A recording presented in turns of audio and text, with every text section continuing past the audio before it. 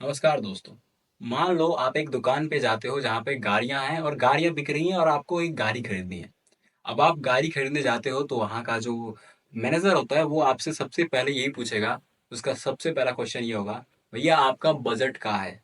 मतलब कि आप कितना इनकम और कितना एक्सपेंडिचर करते हो, उसके बाद जो बचता है उसको आपका बजट कहा जाएगा। यानी कि आपका जो पूरा बजट है वो तीन फैक्टर पे निर्भर करता है कि आप कितना कमाते हो और दूसरा आप कितना खर्च करते हो। एंड आजकल लोग जो है लोन लेकर भी गाड़ियां खरीद रहे हैं, क्योंकि हाथ में पैसा हो ना हो लेकिन एक गाड़ी जरूर होनी चाहिए ताकि उन लोग वो जो है शो ऑफ कर सके। अब यहाँ पे बात करते हैं इंडिया की बजट के बारे में, जैसा कि आप ये बजट अच्छे से सीख पाए।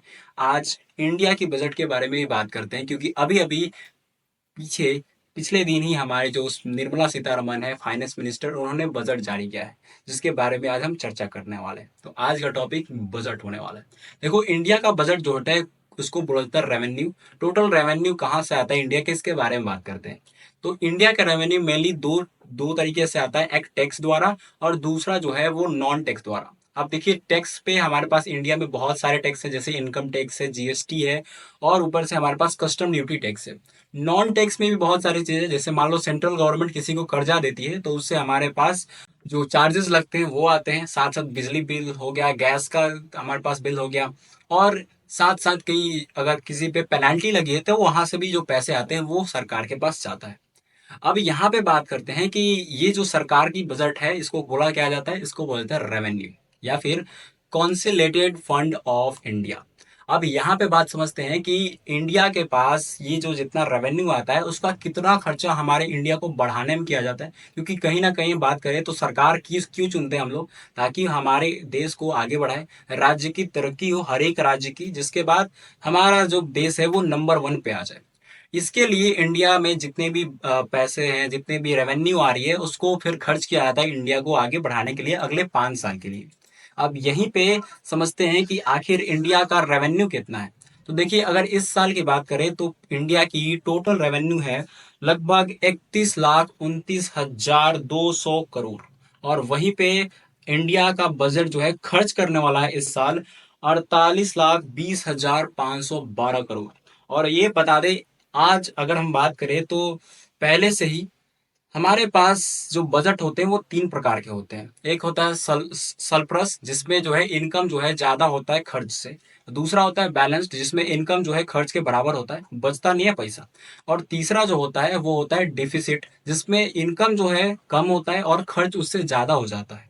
तो हमारे इंडिया में भी हमेशा सरकार जो बजट लाती है उसमें हमेशा से ही इंडिया का बजट जो है और इनकम जो है मतलब कम है और खर्च जो है ज्यादा है। यानी कि अभी भी इंडिया को 16,13,200 करोड़ कर्ज लेने पड़ेंगे। ठीक है दोस्तों, अब हम टैक्स पे वापस आते हैं। तो हमारे पास इस बार बजट जो आया है उसमें मिडिल क्लास को फिर से मिला है ठेंगा। जो 0 से 3 लाख के बीच में जिनका इनकम है उन पे कोई भी टैक्स नहीं लगेगा, बट जिनका 3 लाख से 5 लाख के बीच में उनको 5% का टैक्स, और जिनका 5 से 10 लाख के बीच में उसको 10% का टैक्स देना पड़ेगा।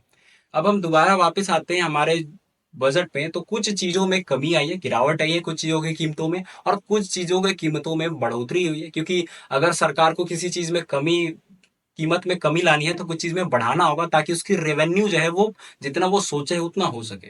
तो जैसे बात करें तो कैंसर की दवाइयों में कीमत में कमी आएगी, मोबाइल फोन और मोबाइल फोन के जो चार्जर्स है उनके कीमत में कमी आएगी, और गोल्ड है और जो हमारे पास चांदी है उनके कस्टम ड्यूटी टैक्स में कमी आएगी 6% की। लेकिन उसी के साथ साथ कुछ चीजों में बढ़ोतरी भी हुई है कीमत में और टैक्स में। जैसे बात करें तो शॉर्ट टर्म जो हमारे पास इनकम है, जैसे जिसको लोग बोलते हैं ट्रेडिंग आजकल, तो ट्रेडिंग में जो है वो टैक्सेस को बढ़ा दिया गया, लगभग 20% ज्यादा टैक्स को बढ़ाया गया है, जिससे हमारे मार्केट में भी उथल पुथल मच चुका है और बहुत लोगों का लॉस हुआ है।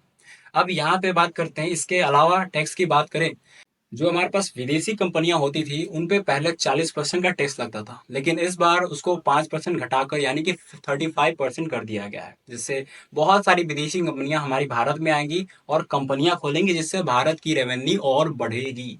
अब इसके साथ साथ भारत का जो बजट है वो और चीजों पे भी फोकस किया है, जैसे औरतों को नौकरी देना। जैसे अभी लोग बात कर रहे थे कि सरकार जो है नौकरी नहीं दे रही है, बट यहाँ पे इस बार के बजट में नौकरी पे भी ध्यान दिया गया, जिसके बाद कहा गया कि जितने भी हमारे इंडिया की औरतें हैं, उनको अगर वो कंपनी में काम करती है या फिर फैक्ट्री में काम करती है, तो उनके आसपास ओनली वुमेन हो। और जैसा कि हम जानते थे कि इस बार जो है एनडीए जो है बहुत सारे संगठनों को मिलकर बना है, इसलिए आंध्र प्रदेश को मिला है 15,000 करोड़, ताकि वो अपने राज्य को ग्रोथ कर सके। वहीं बिहार को मिला है 26,000 करोड़, जिसके बाद बिहार के सड़कों पर ध्यान दिया जाएगा, और साथ साथ बिहार के एजुकेशन और साथ साथ ट्रैवल यानी कि टूरिस्ट को आकर्षित करने के लिए बहुत अच्छे अच्छे जगहों को, जैसे हमारे पास राजगीर हो गया या फिर नालंदा विश्वविद्यालय हो गया, उनको उनके ऊपर खर्च किए जाएंगे, जिसके बाद बिहार की स्थिति थोड़ी सी सुधरेगी।